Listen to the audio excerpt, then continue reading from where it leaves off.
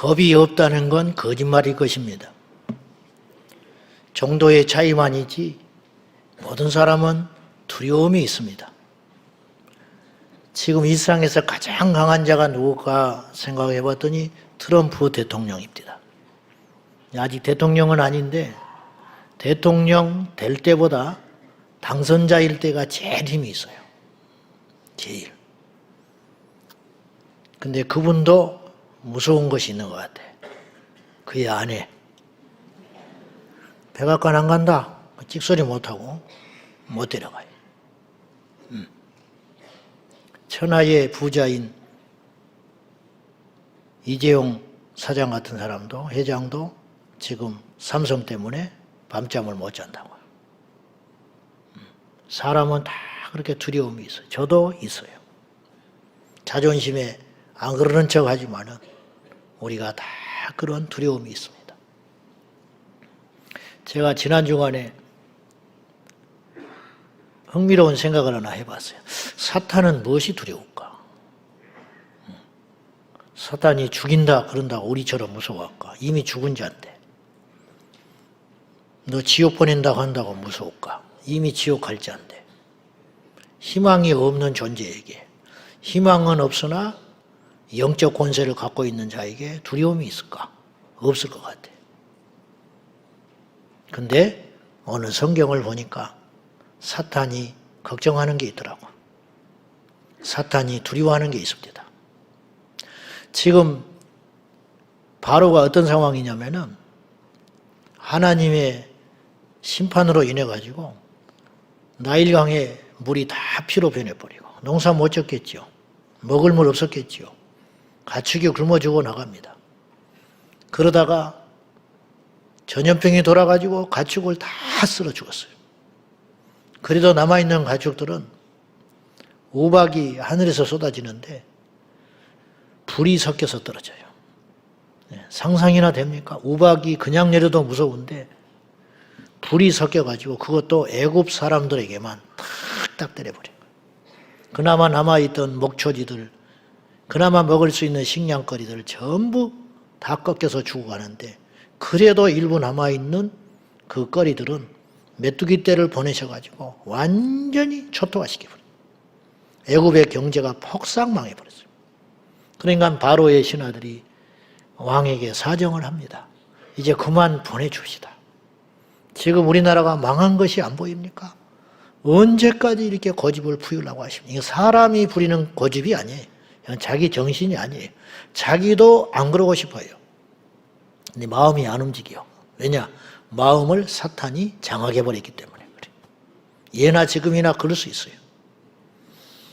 그래서 모세를 만났는데 사탄, 이 바로로 대변된 사탄의 속셈이 오늘 본문에서 탁 드러나 버려요. 이걸 오늘 우리가 잘 봐야 합니다. 자, 10절, 12절까지 봅시다. 시작. 바로가 그들에게 이르되 내가 너희와 너희 어린 아이들을 보내면 여호와가 너희와 함께함과 같으니라. 보라, 그것이 너희에게는 나쁜 것이니라. 그렇게 하지 말고 너희 장정만 가서 여호와를 섬기라. 이것이 너희가 구하는 바니라.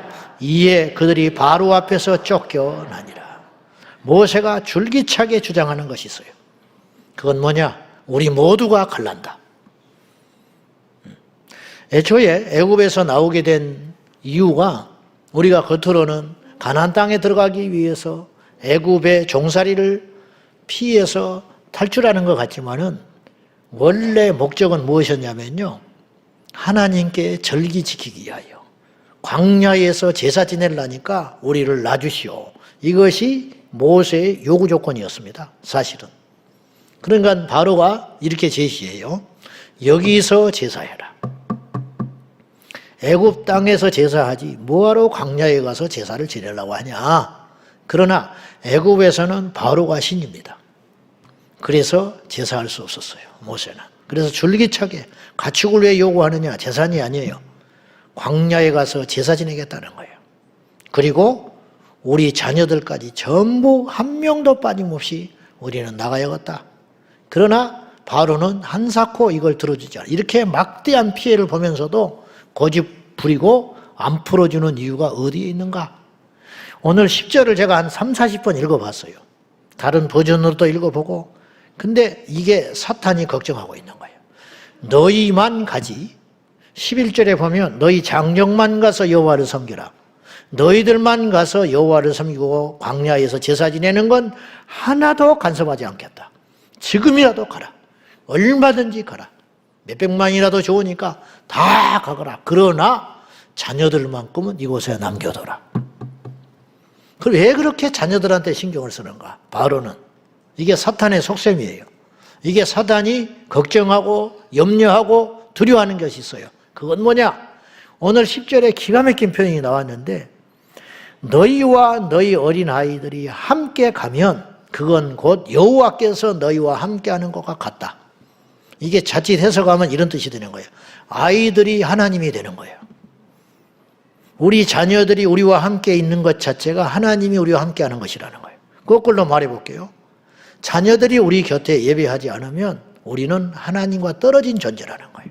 어떻게 이런 발상을 바로가 할 수 있는가? 이건 자신의 아이디어가 아니에요. 이게 사단의 속셈이에요.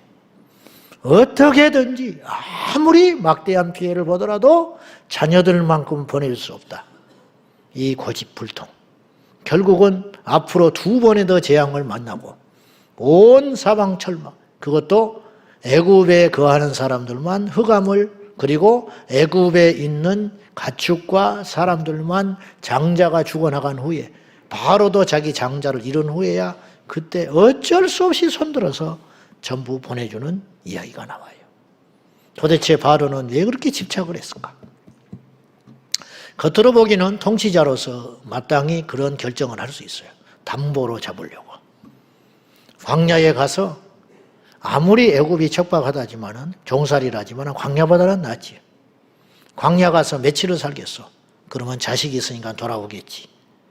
아니면 최악의 경우 돌아오지 않는다 할지라도 그들이 광야에 가서 다 죽어버린다 해도 그들의 자손들이 여기 있으니 그들을 키워서 종삼으려고 하는 통치 전략도 있을 수 있죠. 그러나 그것을 뛰어넘는 사탄의 전략이 있어요. 그건 뭐냐? 여호와를 자녀 세대에 이어가지 못하게 단절시켜버리는 전략. 이게 무서운 형계라는 거예요. 이걸 이렇게 무서워하고 있어요.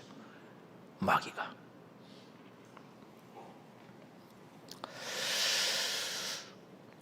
우리 곁에 자녀들이 없다면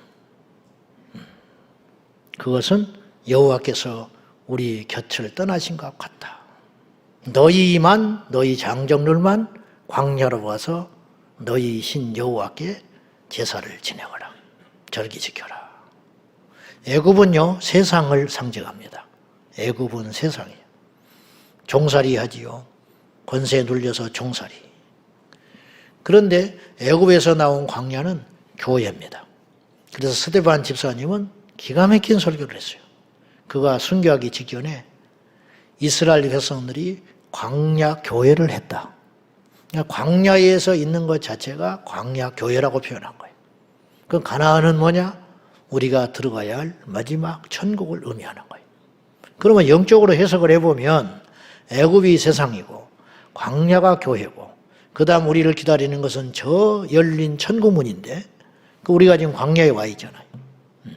광야가 힘들지만 광야는 저주받은 것이 아닙니다. 애굽이 아무리 호사스럽고 애굽에서도 즐거운 날이 종종 있을 수 있겠죠. 애굽에서도 승진하고 출세하는 사람들이 있겠죠. 그러나 아무리 그래도 애굽에서는 종입니다. 이게 바로 우리 인생의 실체라는 거예요. 그런데 우리 자녀들은 지금 애굽에 버려둔 거예요. 우리는 지금 광야에 나와 있는 거잖아요. 너희 장정만 가서 여호와께 제사하라. 우리 자녀들이 지금 마귀의 손에 담보 잡혀가지고 지금 애굽 세상에 지금 헤매고 돌아다니는 거예요. 근데 우리는 이 자리에 지금 광야에서 여호와께 안식일을 지키고 제사를 지내고 말씀대로 살겠다고 하고 있는 거예요. 이게 정상이냐 이 말이에요. 이대로 흘러가면 어떤 일이 벌어지겠냐는 거예요. 바로가 이렇게 말을 해요. 너희가 너희 자녀들과 함께 가는 것이 너희에게 좋지 않다. 거짓말이에요. 자기에게 좋지 않는 거예요. 마귀는 이렇게 거짓말하는 거예요. 너희에게 나쁜 것이다.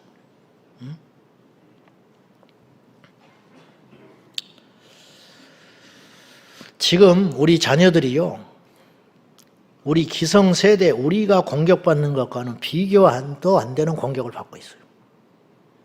주일날 우리가 교회 오는데 우리를 방해하고 우리를 넘어뜨리려고 하는 것이 하나라면 우리 자녀들에게는 10개, 100개를 폭탄을 쏟아붓는다고.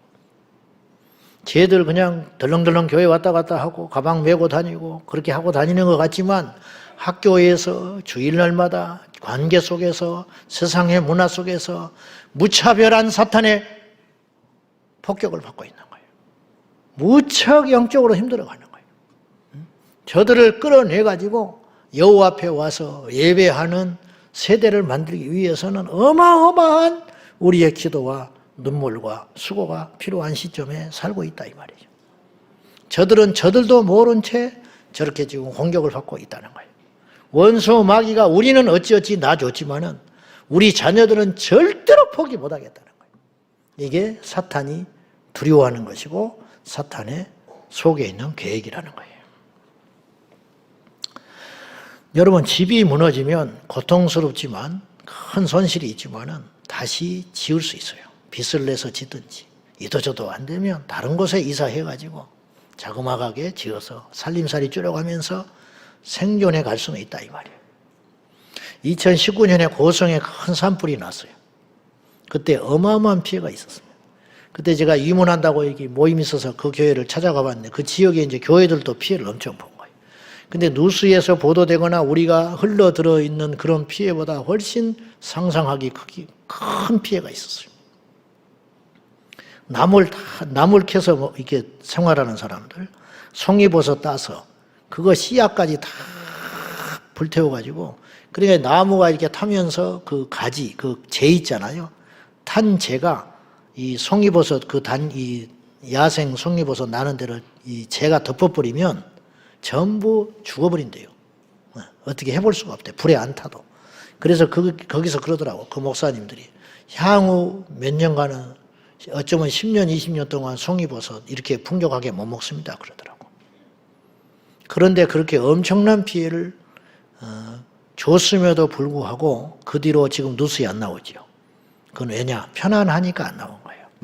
그래도 그 중에도 사는 사람이 있고 나무 다시 심었고 자라나고 있고 앞으로 수십 년 지나면 또다시 복구가 됩니다. 그거는 세월이 지나면 복구될 수 있는 문제라는 거죠. 그런데 우리 다음 세대가 사라져버리면 무슨 수로 이걸 극복합니까? 여러분, 귀에 닦지 않도록 제가 이야기했어요. 이게 중요하니까 반복하는 것이 저에게는 수고로운 일이 아니에요. 우리나라 출산율이 0.72%라고 그랬어요. 자녀를 낳아야 됩니다. 제가 이런 설교를 하려면 무척 괴로워요. 왜냐? 우리 성도들 중에는 자녀를 얻기 위해서 그렇게 기도하고 몸부림치지만 생기지 않는 자녀들이 있거든요. 얼마나 큰 상처가 되겠어요. 제가요, 성도들 상처 줄까 봐 숨소리도 크게 안 내고 살려고 그래요. 제가 제일 힘든 경우가 있어요. 뭐 어떤 일도 내가 그냥 하루 지나면 잊어버릴 수 있는데 가슴에 확 맺히는 게 있어요. 성도들이 누구를 힘들게 한다는 거예요. 아무개가 함부로 행동하고 아무개가 전화해서 해대고 그래가지고 아무개가 막 흔들흔들 한다는 거예요. 막 그런 소리 들으면요, 막 속이 뒤틀려서 견딜 수가 없어요. 교인 하나 나가는 걸 문제 삼는 게 아니에요. 도대체 예수를 왜 믿냐 이 말이에요. 응? 내가 어지간하면 이해를 해주려고 그러는데 정말 이해를 못하겠어. 어쩌면 저럴 수가 있는가. 다시 말해서 제가 그렇게 조심스럽게, 그런데 이건 여러분에게 때때로 상처가 될 수 있지만 어떤 분에게는 상처가 될 수 있지만 이야기를 해야겠어요. 지금 그런 상황이 아니기 때문에 그래요. 출산율이 0.72%예요. 근데 이 세상에 얼마나 악한 일이 저질러지는지 보십시오. 어떤 이는 하나님 앞에 눈물로 기도하고 한나처럼 자녀를 구하고 있는 자도 있는가. 한편에서는 하룻밤의 쾌락을 즐기기 위하여 낙태를 서슴없이 하는 이 세상에 사람들이 있다 이 말이죠. 정말 악한 거죠. 0.72%의 출산율이라고 하는 것은 합계 출산율이니까 부부가 2명이 0.7% 낳는다. 다시 말해서 20명이 7명 낳는다는 거예요. 7명. 그러면 한 세대가 지나면 30년이 지나고 그분이 죽으면 20명이 옹기종기 모여가지고 지지고 볶고 살았는데 7명 당겨 남겨놓고 죽는 거예요. 산술적으로. 그러면 7명이 남아서 또 세상 이루고 그래서 자녀들 낳겠죠. 근데 7명 남아가지고 하면 출산율은 더 떨어지는 거예요. 그럼 0.3% 정도 될 수 있어요. 그 지경 가면. 세월이 30년 흐르면. 그러면 어떻게 되는지 아세요? 20명이 7명 되고요. 7명이 1명 돼요. 1명. 인구가 그렇게 줄어들어요. 그러니까 20명이 1명 되는데 7, 80년이면 좋게. 그러면 이런 식으로 하면 통계청의 발표 앞으로 100년이 흘러서 2122년이 되면 우리나라 인구가 어떻게 되느냐? 1900만 명. 근데 이것도 굉장히 많이 잡은 거예요. 통계청에서 인구를 예측할 적에 한 번도 맞은 적이 없었어요. 무슨 말이냐? 항상 2, 3년 빨리 그 숫자가 됐어요. 그러니까 더 빠른 속도로 인구가 줄어. 그래서 어떤 측에서는 앞으로 100년 후에 한국은 1900만이 아니고 1200만이 될 거다. 그러면 1200만도 제가 볼 때는 1000만 명이라고 한다면 지금이 5300만이거든요. 지금도 작아요. 이 정도 돼야 노동 인구가 돌아가는 거예요. 경제가 돌아가요. 국방이 돌아가요. 근데 100년 후에 1000만 명 딱 이 땅에 남았다. 그럼 1000만 명 안 남아 있어요. 그 나머지 숫자들은 최소한의 국가가 경영되려면 숫자가 필요하거든. 그 숫자는 누가 채울 것이냐? 외국인들이 와서 채울 거라는 거예요. 그럼 우리나라는 어떻게 되느냐? 인도네시아가 무슬림 국가 90%가 무슬림들입니다. 그래서 90%가 무슬림이어서 인도네시아가 이슬람 국가가 되는데 700년 걸렸습니다. 중동에서 건너온 이 이슬람이 인도네시아를 침공하여 전체를 장악하는데 700년이 채 안 걸렸어요. 우리나라는 얼마나 걸릴까? 더 빨리 걸려. 이대로 가면 50년, 100년 후에는 우리나라는 어떤 지경에 이르게 되는가? 우리나라가 다 예수 믿어가지고 우리처럼 생각하는 사람이 있다면 그걸 막을 수 있겠죠. 그러나 세상 사람들이 지금 정치하고 집권하고 있잖아요. 그러니까 우리 같은 생각을 받아들일 리가 없어요. 그러면 어떤 일이 벌어지느냐? 나머지를 수입해서 채우려고 할 거란 말이에요. 경제를 돌려야 하니까. 지금도 노동자들이 부족해서 사람들 데려다가 앉히잖아요. 그러면 그들만 들어오는 게 아니에요. 그들의 음식만 들어오는 게 아니에요. 더 무서운 게 들어와요. 사상과 종교가 갖고 들어온다는 거예요. 그러면 어떤 일이 벌어질까? 우리나라는 무슬림 국가 될 것 같아. 이대로 가면. 아니면 인구가 쪼그라들어가지고 국방도 약해지고 경제력도 약화되면 우리는 중국의 속국이 될 수도 있어요. 100년 후에. 일본의 침공을 받을지도 몰라요. 우리나라는 없어져 버릴지 몰라요. 이게 이제 자연 눈에 보이는 인구 감소율에 대한 염려인 것이고, 영적인 출산율은 얼마냐 이거예요. 그럼 우리는 육적인 출산율이 0.72%라면 영적 출산율은 얼마냐 이거예요. 우리나라 청소년 복음화율이 3%라는 소리 들어보셨을 거예요. 이게 3%란 말이 무슨 말이냐? 100명 중에 3명 교회 나간다 이 말이에요. 100명 중에 3명 아이들. 근데 요새 그 통계가 조금 더 수정이 됐어요. 어떻게 됐느냐? 우리나라 청소년 복음화율은 여러분 조사를 해보면 딱 나와요. 1%에서 3%라고까지 나와요. 이제 3%에서 1에서 3%라는 거예요. 1에서 3%란 말이 무슨 말이냐? 그나마 청년들은 3%야. 지금 우리 이 땅의 대학생들을 청년들은 100명 중에 3명이 교회를 나가고 있어요. 그런데 중고등학교 애들은 2%예요. 중학교 앞에 가서 애들 조사를 해보면 100명 중에 2명 교회 나가고 있어요. 그런데 초등학생들은 1%예요. 그래서 1에서 3%예요. 점점점 떨어진다는 거예요. 복음화율이. 나이가 어려갈수록. 그래서 하늘초등학교 가서 보면 100명이 쏟아져 나오면 그중에 1명 교회 다니는 세상이 됐다. 지금 우리는 착시하고 착시 현상. 우리 교회 아이들이 좀 있고 젊은 층이 있으니까 그냥 괜찮은 것 같지만 이거는 아주 특이한 경우인 거예요. 대부분의 교회는 그렇지 않아요. 몇천 명, 10,000명씩 모이는 교회도 청년부 가면 50명 쪼그라들어서 앉아 있어요. 50명. 그럼 그 50명은 제대로 된 그리스도인이냐? 그 중에 절반은 술 처먹고 있고, 그 중에 절반은 순결을 잃어버렸고, 그 중에 절반은 주일날 교회도 잘 안 와요. 그냥 그렇게 옹기종기 모여가지고 약화돼가지고 쪼그라들어가지고 기만 살아가지고 막 재정 투입해 주지요. 막 날면 불면 날아갈까 들면 깨질까 그렇게 막 이렇게 오냐오냐 해가지고 교회 안에서 왕이 돼가지고 어른 보면 인사도 안 하고 성령이 있기를 합니까? 철야에 나오기를 합니까? 걔들이 뭐 성교를 가기를 합니까? 제가 절대 무시하는 말이 아니에요. 그런 보편적인 일들이 지금 교회 안에 일어나고 있는 거예요. 그들 중에 거듭난 사람은 몇 명이나 될까? 지금 이런 지경이라는 거예요. 지금 상황이.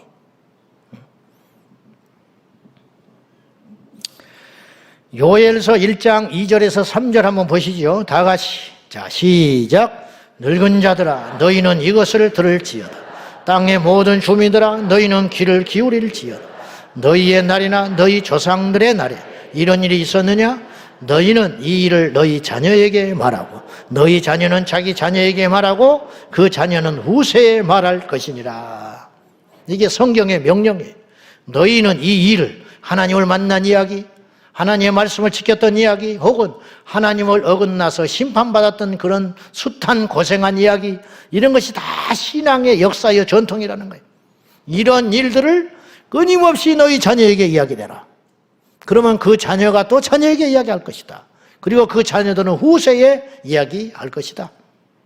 이스라엘 백성들이 요단강을 건넌 후에 여호수아가 명령하기를 요단강 가운데 한 번도 무태 나와본 적이 없는 돌을 12지파 대표들이 가서 짊어지고 손수 나와라 그래요. 그래서 12돌을 들고 나왔어요.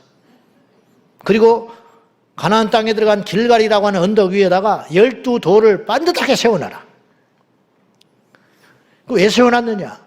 12돌이 나란히 서 있으면 이게 자연적으로 돌이 날아와서 탁탁탁탁 박힌 건 아닐 거 아니냐 이 말이에요.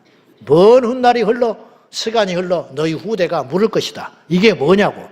그러면 말해라. 여호와께서 우리를 위하여 이 큰 일을 행하셨다고. 교육의 어떤 이 교재로 실증으로 그 돌을 세우라고 하나님이 이렇게 신경을 쓰셨어요. 후대에 잊어버릴까 봐. 이스라엘아 들으라. 너희 하나님은 여호와 오직 유일하신 참신 하나님이시니 너희는 마음과 뜻과 힘을 다하여 주 너희 하나님을 사랑하라. 이것을 너희만 알지 말고 너희 자녀들에게 부지런히 가르쳐서 나와도 들어와도 그걸 보고 듣고 외우고 완전히 뼈마디까지 쇠마 이스라엘아 들으라. 이것이 가슴속에 완전히 들어가 버리도록 밤낮으로 다른 걸 가르칠 수 없다. 하나님을 사랑해라. 하나님을 사랑해라. 하나님을 사랑해라. 그걸 끊임없이 교육하고 가르쳐서 여호와가 영원히 너희와 함께 하게끔 하거라. 주님이 그러는 거예요. 너희 장정만 나가서 예배해라. 너희 자녀들은 이곳에 들어와. 너희와 함께 너희 자녀들이 따라가는 것은 여호와께서 너희와 함께 하는 것과 같다. 마귀가 이렇게 무서워하는 것이 이것이라는 거예요. 그럼 우리는 어떻게 해야 되느냐? 이 치열한 영적 전쟁에서 생명을 걸고 우리 자녀들을 건져내서 이 광야 교회에 들어앉혀가지고 우리의 신앙의 유전을 목숨 걸고 해야 할 필요가 있다 이 말이에요. 그것이 하나님께서 원하시는 것이라는 거예요.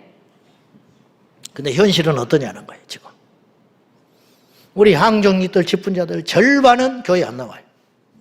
자세히는 안 세워봤지만은 절반은 교회 생활 안 하고 있다고. 그럼 교회만 끌어다 놓으면 어떡하나? 일단 끌어놔야지. 안 오면 100% 이거는 끝이니까. 끌어다 놔도 가짜가 많아. 시간이 걸릴 거 아니에요. 그래도 일단 끌어다 놔야죠. 끌어다 놔야죠. 여러분, 애굽에다가 자녀들을 남겨놓고 광야에 와서 만나를 먹으면 그것이 맛이 나겠소? 홍해가 갈라져서 기적을 건너서 광야 땅에 나온 이스라엘 백성들이 하나님께서 불기둥과 구름기둥을 베풀어 주시고 그런다고 여호와께 감사가 나올 수 있겠냐고. 우리 곁에 누가 있습니까? 여러분의 자녀들은 지금 어디에 있는 것입니까? 이런 상황에서 사탄은 우리의 자녀들을 죽기 살기로 화력을 쏟아붓고 있어요. 지지난주 우리 교회 이제 다연부, 다음 세대 연합 부흥회, 제가 그냥 마지막 올해 집회라 제가 설교를 하면서 문득 애들한테 물었어요. 그때 이제 청년들, 교사 청년들 빼고 약 유치부부터 중고등부까지 약 350여 명, 다 오지는 못했으니까 그 정도 앉아 있었어요. 제가 설교하다가 물었어요. 혹시 여러분들 중에 여러분 주변에 동성애자를 봤냐? 친구 중에. 동성애를 한다든지 혹은 동성애 기질이 있다든지 혹은 이제 어리니까 그런 관계까지는 안 갔겠지만은 뭐 여자끼리 남자끼리 그런 사귄다는 친구가 있느냐? 그런 친구들이 있으면 손 좀 들어봐라. 30명 정도가 손 들었어요. 근데 더 드는 거 내가 시간이 없어서 중지했으니 40명 정도 될 거예요. 30명 보고요. 약 350명 모인 아이들 중에 30명이 자기 주변에 그런 친구가 있다고 손들었어. 놀라지도 않아, 우리가 지금. 이것도 문제야. 이게 지금 우리가 물들어간다는 거예요. 10년 전에 이런 일이 일어났으면 우리가 지금 와 그런다고. 한숨이 나왔을 거예요. 큰 탄식이 나왔을 거예요. 그러면 이제 30여 명이 있다고 하는 거예요. 근데 그 중에는 같은 학교 다니고 같은 반 아이들도 있어. 동시에 목격할 수 있으니까 10명 뺍시다. 그 중에 또 20명 남은 20명 중에 10명은 아이들이 잘못 착각할 수 있어요. 아닌데 장난삼아 한 것인데. 그럴 수 있잖아요. 그러면 10명은 있는 거예요. 10명. 300여 명 중에 10명은 동성애자가 있는 거예요. 표본으로 우리 아이들 불렀으니까. 3.3%. 작은 것 같지요. 미국은 약 10% 봐요. 호주, 캐나다 20% 봅니다. 우리나라는 어떻게 될 것 같아요? 앞으로. 우리는 아직 법이 통과되지 않았잖아요. 통과되고 세월이 몇 년 흐르면 완전히 양성화돼 가지고 너나 할 것 없이 성오염된 우리 자녀들이 이 땅에 차고 넘치게 될 거예요. 그들이 교회를 나오겠냐는 거예요. 그들이 성경을 보겠냐는 거예요. 그들이 방언 기도를 하겠냐는 거예요. 물과 기름은 동시에 존재 못해요. 어둠이 임하면 성령이 거하시질 않고 성령이 임하시면 어둠은 떠나가게 되는 거예요. 그럼 악령이 사로잡아 죄악에 사로잡아가지고 애굽에 있는 그들이 성령을 받아서 하나님 앞에 거듭날 확률이 몇 프로겠냐는 거예요. 10만 명 중에 하나? 100만 명 중에 하나? 바울 하나 꼬꾸라져가지고 성령께서 터치해서 꼬꾸라져서 하나 온 것이 바울이었어요. 그렇게 어렵고 힘든 거라는 거예요. 이 세상에 제일 중요한 우선순위라는 게 있어요. 여러분 뭐니 해도 제일 소중한 게 뭔지 아세요? 목숨입니다. 목숨. 돈이 뭐하겠어, 권세가 있으면 뭐하겠어, 죽는다는데 아무 필요 없는 거예요. 죽는다? 그 말 앞에서는 맥을 칠 수 있는 게 하나도 없어요. 근데 이거는 가짜 생명이에요. 진짜 생명이 우리 영 안에 숨겨져 있으니 그것이 바로 그 생명이 구원을 받았느냐. 그거. 우리 구원 받았냐는 거예요. 그러니까 우리가 항상 염두에 둬야 할 것이 뭐냐면 내 영혼이 어떤 상태냐. 근데 이게 깨어있는다는 게 이것인데 이게 보통이 아니에요. 먹고 사는 거 힘들지요. 또 우리가 타고난 성품, 본성이 있죠. 관계 속에서 고통이 있죠. 듣는 거, 보고 들은 거, 이렇게 눈에 보이는 어떤 것들이 막 밀려오지요. 내 영혼을 추스리고 생각한다는 것은요, 목사 입장에서도 쉽지 않아요. 근데 이게 보통 일이 아니라고. 그런데 우리 주님께서도 우리에게 제일 관심 갖고 제일 중요한 게 뭐라고 그랬냐면 우리 자신의 영혼인 거예요. 우리 영혼이 제일 먼저 간수되고 지켜져야 할 거라는 거예요. 이 영혼 구원에 대해 있어서는 윤리나 도덕을 뛰어넘는 것이 있어요. 그래서 주님께서는 성경에서 때때로 이해하지 못할 도덕책이 아니라고 그랬어요. 성경은 생명책이에요. 성경은 살인한 자도 복을 받는 일이 나와요. 있을 수 있는 일이에요. 네이 족속들이 칼을 차고 금송아지 사건이 일어났을 때 모세 명령을 받들어서 3,000명을 도륙했어요. 그때 형제가 있었고 이웃이 있었고 친구가 있었어요. 자기 형제를 죽였어요. 우상숭배에 참여했다고 눈물을 흘리면서 죽인 거예요. 근데 그들이 모세로 말미암아 오늘 너희에게 여호와께서 복을 주시리라. 죽이고 복받은 사람들이에요. 이건 있을 수 없는 일이에요. 성경만 통하는 이야기예요. 성경에만. 왜냐? 영생과 영혼의 구원을 전제하기 때문에 그런 일이 일어났다는 거예요. 그러면 천국의 비유를 마태복음 13장에서 주님 말씀하시면서 밭에 감추인 부활을 발견한 자의 비유를 들어. 이게 천국이라는 거예요. 밭에 감추인 부활을 어떤 농부가 발견했는데 그것을 숨겨두고 돌아가서 밭주인을 속여서 전부를 다 팔아서 그 밭을 샀어요. 이게 천국이라는 거예요. 이 사람 비도덕적인 사람입니다. 예수 믿는 사람 이러면 안 돼요. 그래 안 그래? 우리는 뭐 그럴 리 없으니까 막 끄덕끄덕 하는 거지. 우리 교회에 어떤 사람이 그랬다. 그러면 교회 소문났다. 우리 교회 못 다녀요. 부러워하긴 하지. 야, 저런 행제를 만났구나. 근데 돌아서서 그래도 그러면 안 되지. 우리가 욕할 거라. 그 사람 지탄받아서 우리 교회 못 다녀. 이민 가야 돼, 미국. 왜 그러냐? 어째서 그렇게 비양심적인 짓을 할 수 있냐는 거예요. 자기 밭도 아닌 걸 부활을 발견했다고 덮어놓고 냉큼 달려가가지고 그걸 사가지고 그 밭주인을 속여가지고 사가지고 부자가 돼?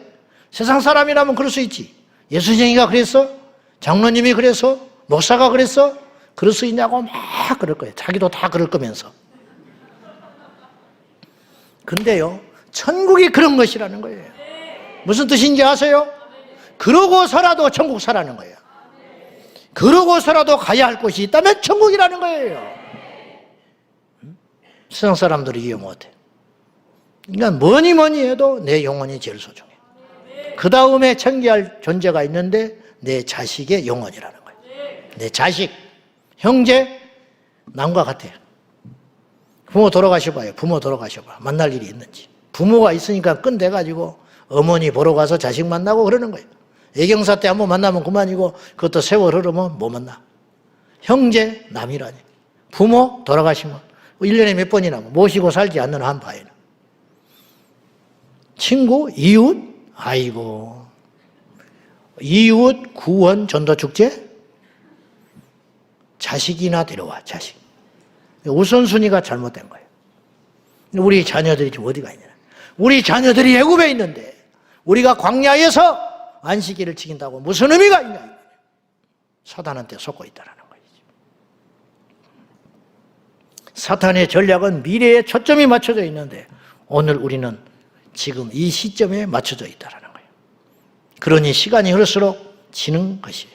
우리 기성세대는 어떻게 이 사탄의 전략에 맞서서 우리 자녀의 미래 세대를 하나님께로 끌고 와서 같이 살아갈 수 있는가? 첫째, 우선순위를 삼으셔야 돼요. 지난 주간에 장례를 당하신 우리 권사님, 집사님 부부는 몇 해 전에 지방에 있는 부모님들을 구원하기 위해서 매주마다 내려갔어요. 몇 달 동안. 목사로서는 주일날 못 보니까 좀 섭섭했어요. 그러나 그 부모님 전도하겠다고 막내딸이 시간이 그때밖에 안 되니까 본교에서 예배 드리는 걸 포기하고 시골에 내려가서 나이 드신 부모님을 억지로 설득하고 짜증내고 하는 그들을 설득해가지고 시골 교회에 붙여주느라고 몇 달을 다녔어요. 그리고 지난 주간에 천국한 거예요. 억지로 예수 믿어서. 이게 믿음의 실제. 이게 있냐 이 말이에요. 우리한테. 마음은 우리가 그렇게 먹고 있어요. 그러나 그걸 실천한다는 건 쉬운 일이 아니에요. 집에서 지금 너부러져 있는 우리 자식들 언젠가는 돌아오겠지. 어떻게 되겠지. 그렇게 생각할 수는 있지만 그들을 정말로 내 전부를 걸고 예배당에 데리고 나오는 것은 다른 문제라는 거예요.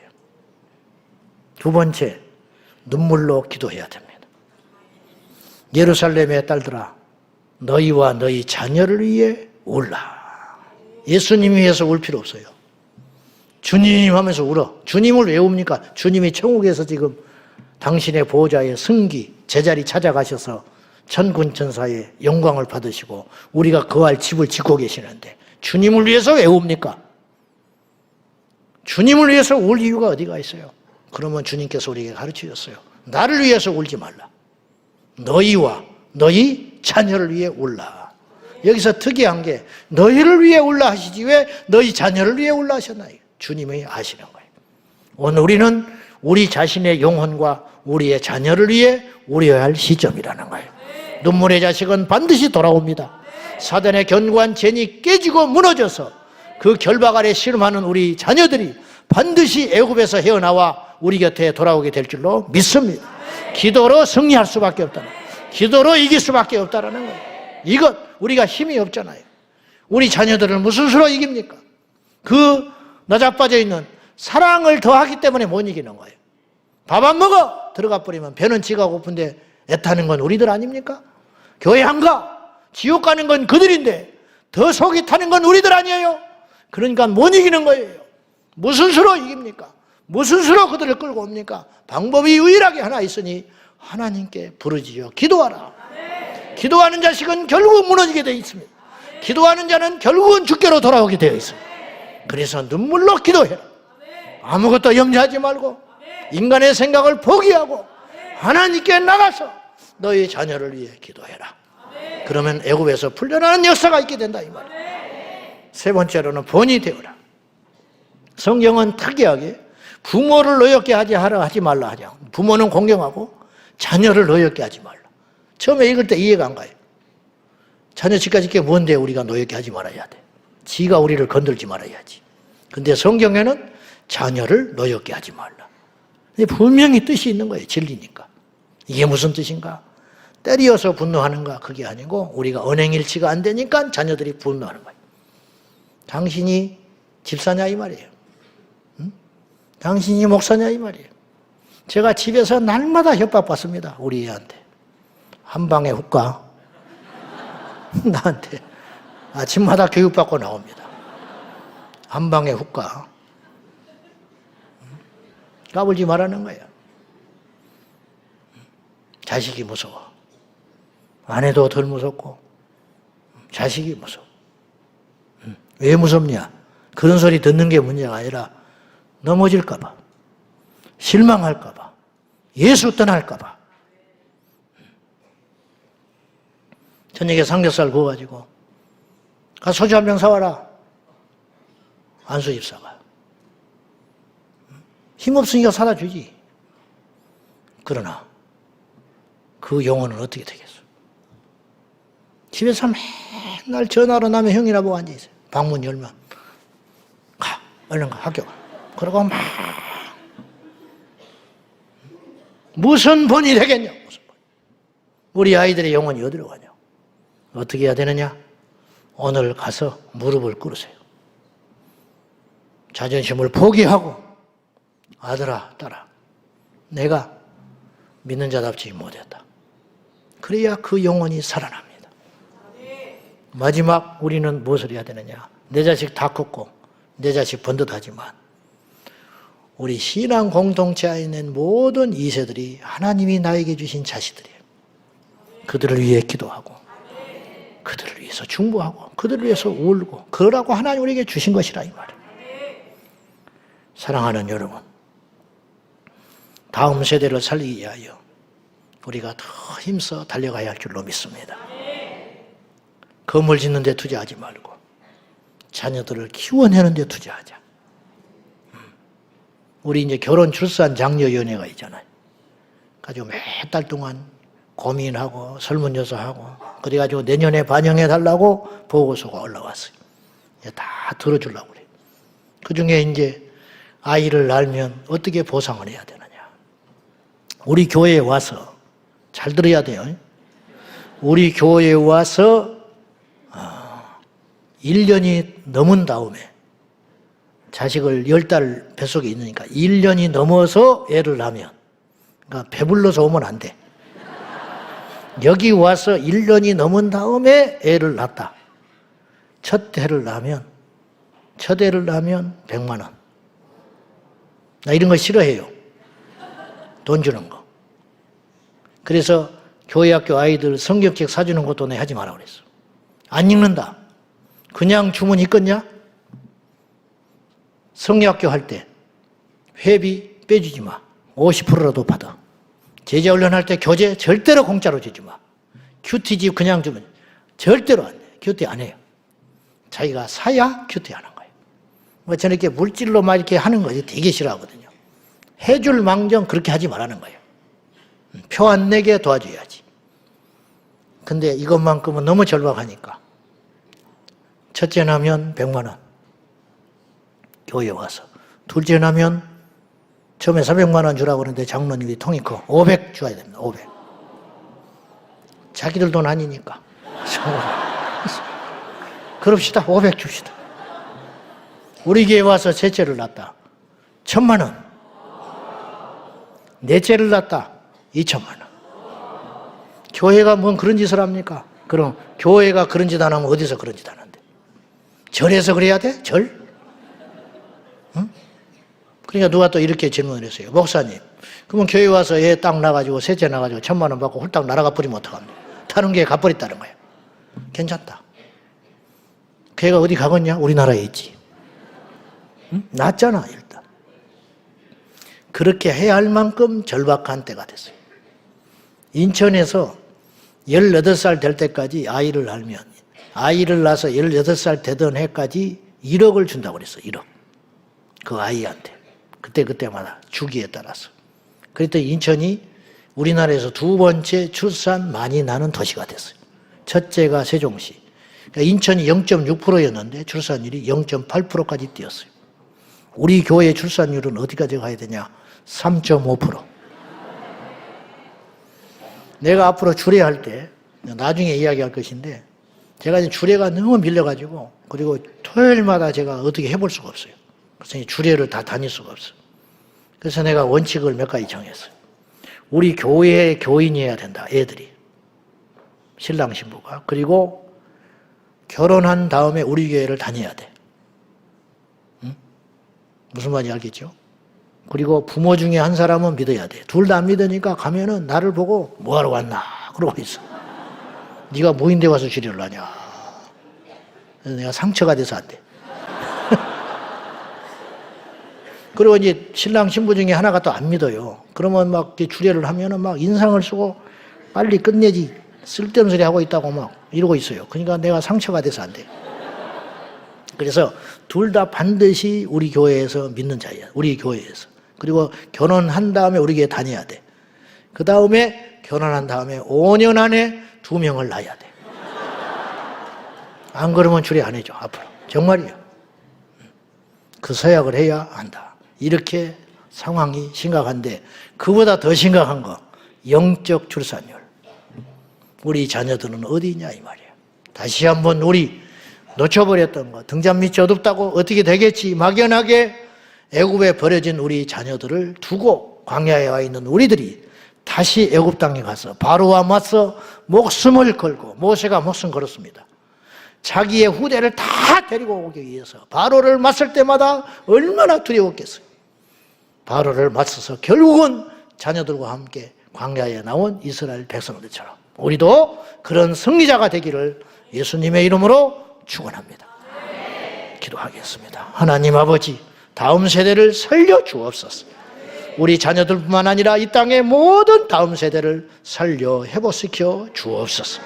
애굽에 버려진 채 종살이하는 그들을 두고 볼 수 없습니다. 주여, 그들을 광야라도 줬사오니 이곳에 불러 모아사 함께 안식일을 지키고 함께 만나를 먹으며 함께 율법 가운데 살아가게 하여 주옵소서. 예수님의 이름으로 기도하옵나이다. 아멘.